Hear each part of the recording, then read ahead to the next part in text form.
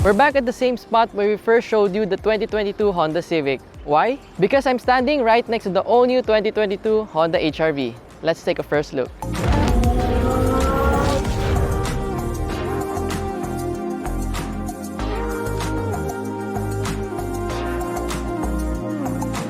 The third-gen HR-V is finally here. After a long time, pinalitan na din ni Honda yung oldest model sa local lineup nila. So let's see what it has to offer. By the way, if hindi nyo pa napapanood yung review namin sa outgoing model, just click the link somewhere dito sa taas. And right now, we have two variants, the 1.5S CVT Honda Sensing variant, and the other one is a 1.5V Turbo CVT Honda Sensing. How much? Makikita nyo yung price dito. Now looking at the exterior, napakalaki ng pinagbago ng HR-V ngayon. We have this sleeker front fascia na very elegant. At the same time, it looks much more premium than before. For the exterior design, both variants get full LED lighting. So meron tayong LED headlights, LED daytime running lights, and LED fog lights. And pagdating naman sa grille, itong S variant, it gets horizontal na blacked out grille design, while itong V naman, meron siyang patterned design sa kanyang grille. And for the lower bumper, you can see na mas sporty itong sa V compared dito sa S, which meron siyang honeycomb pattern sa lower grille. This one, puro horizontal patterns na merong parang pulse or heartbeat na logo na maliit. So it's the same story on the side. The HR-V looks sleeker than before. Like the outgoing model, yung rear door handle ay integrated pa rin sa window, so mas clean pa rin yung itsura ng side. And then both get 17-inch alloy wheels wrapped in 215/60 Goodyear tires. While dito naman para sa S, you get two-tone.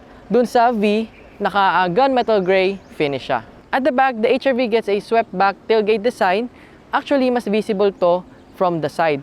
Then this full wrap-around LED taillights which look really cool. Tapos ang difference nila ng konti is dito sa V, makikita nyo, iba yung bumper niya ng slight. And then they still both have reverse cameras. And para sa V, dual exhaust siya since turbo nga. Plus, yung turbo badge sa side. Now, let's check the space sa tailgate. So, pag inopen na natin, you'll see something familiar, which is itong cargo cover niya na nakita na natin sa outgoing model. Also, meron tayong malaking pamaypay right here. So, ito. Ayan yung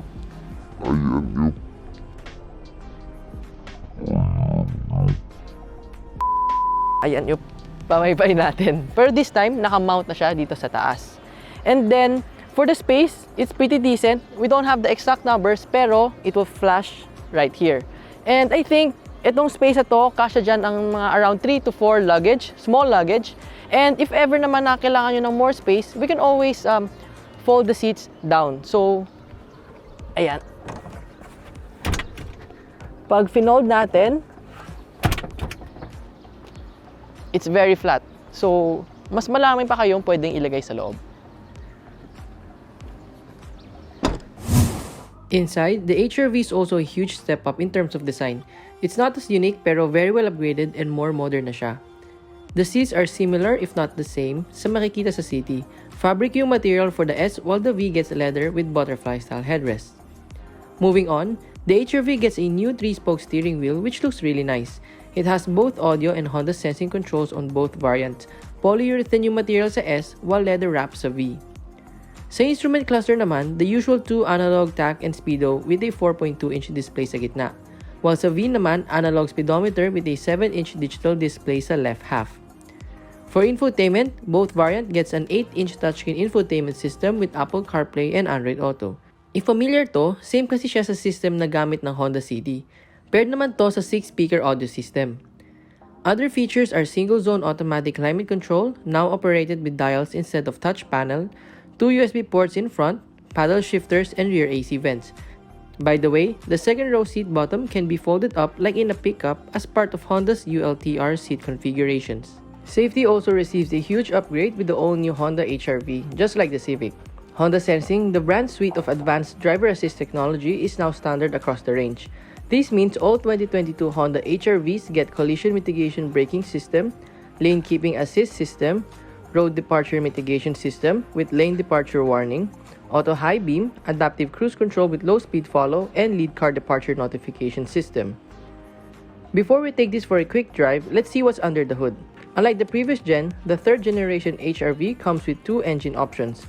For the S, it gets a 1.5-liter naturally aspirated iVTEC engine that produces 119 horsepower and 145 Nm of torque. Familiar? This is the same engine sa Honda City. Next naman is a 1.5-liter din but this time VTEC turbo. It produces 175 horsepower and 240 Nm of torque. This one is from the Honda Civic.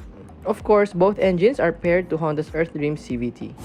Now we're driving the Honda HR-V S variant and hindi natin siya madadala sa actual na road pero dito lang tayo sa loob, so konting first impressions muna. Ang una ko napansin dito is that it feels like you're driving the Honda City, which isn't a bad thing kasi it's a good car to drive. Kaya okay din yung performance nito. And pagdating naman sa steering, it's very responsive.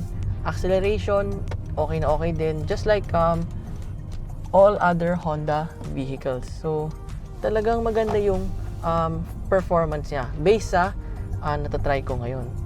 And ayan, check natin yung kanyang handling.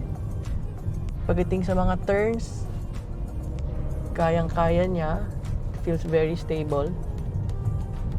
Ayan. Ayan.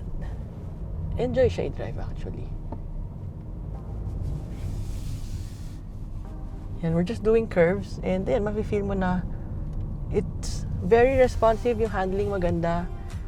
Konting turn mo pa lang, susunod na siya. Very accurate yung kanyang steering. And yung lightness niya, tamang-tama lang. It's not too heavy, not too light. Perfect. So, masarap siyang i-drive talaga. So, papunta tayo dito sa pang-testing track nila. And we will be trying this from 0 to 80. So, pepwesto muna tayo. Ikot tayo dito. So, let's see kung paano siya when we step on it na full step talaga. Yes, pepwesto tayo. Kaso may sumunod. Ito yung turning radius niya. And kaya niya kahit sa medyo maliit lang na space. So, pwesto muna tayo. Where? Dito. Okay, so ito na tayo. We're gonna try yung 0 to 80 niya. So, let's see. Game.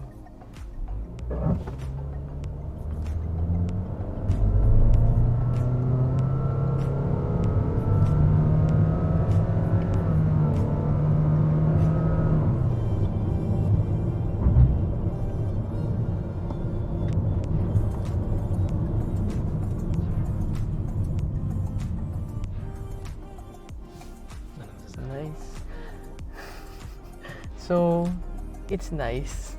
Nakakatuwa siya. And maganda yung acceleration niya. Just like any other Honda vehicles. Okay na okay. Very responsive. Yung maganda yung pag-accelerate niya. Even yung tunog ng pag-shift. Ang ganda din. Yung tunog din ng engine kapag fino-floor mo siya. And kahit hindi. Basta pag nag-accelerate, maganda. Now, next part is yung ride quality. Test natin siya dito sa mga humps, sa mga loose stones, gravels. Ayan. So, ayan. Try natin siya. 20 daw. So, in fairness dito, maganda yung ganyang ride quality. Kahit na medyo matataas yung mga bumps, still, very smooth and okay pa rin naman yung performance niya. Now, lipat naman tayo sa V-Turbo. So, see you guys. Now, we're driving the V-Turbo variant and we will be testing this out naman. So, ganoon din ulit gagawin natin. Testing natin siya sa 0 to 80. Tapos, doon naman tayo sa medyo steep na paakyat and pababa. And then, for the ride quality after. So, pepwesto lang natin siya. So, now, magsa-sport mode muna tayo. Ayan. So, let's try it out. Ready na kayo? Okay.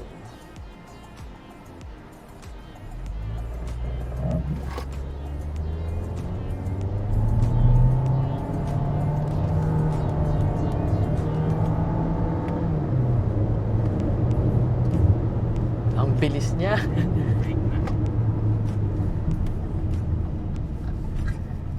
And there, nakapag-brake tayo. Ang masasabi ko lang, ang sarap niya yung drive. Lalo na pag nasa sport mode. Sobrang bilis niya. Yung 0 to 80 niya. Ang bilis. And wala akong masabi. It's really, really nice.